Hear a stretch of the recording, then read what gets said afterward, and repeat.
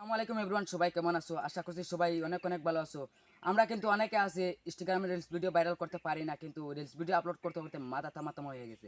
আমি কিন্তু দুইটা সেটিংস অন করে দিব, তোমরা ভিডিওতে মিলিয়ন মিলিয়ন আর রকেটের গতিতে ভিউ পাবে।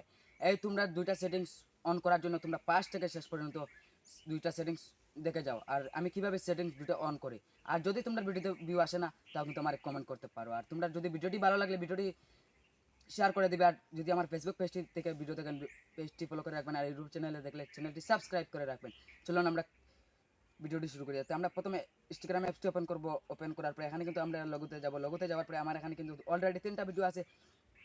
একটাতে আছে কিন্তু 4,76,000, একটাতে আছে 7,446, একটাতে আছে 58,400। কিন্তু আমি অলরেডি 3টা ভিডিও আপলোড করে কিন্তু ভাইরাল করছি। এর জন্য তোমরাও আমি দেখাবো যে কীভাবে সেটিংস দুইটা অন করতে হয় আর ভিডিও ভাইরাল করবে। মানে এই সেটিংস অন করার জন্য আমরা 3 লাইন মেনুর উপরে একটা ট্যাপ দেবো। ট্যাপ দেওয়ার পরে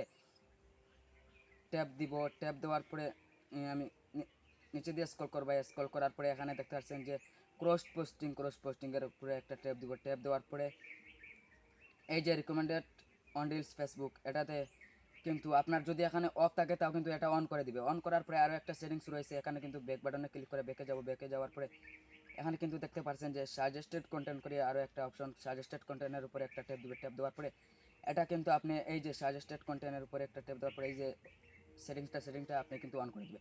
আর আমার ভিডিওটি ভালো লাগলে ভিডিওটি প্রত্যেককে শেয়ার করে দিবে। ধন্যবাদ সবাইকে।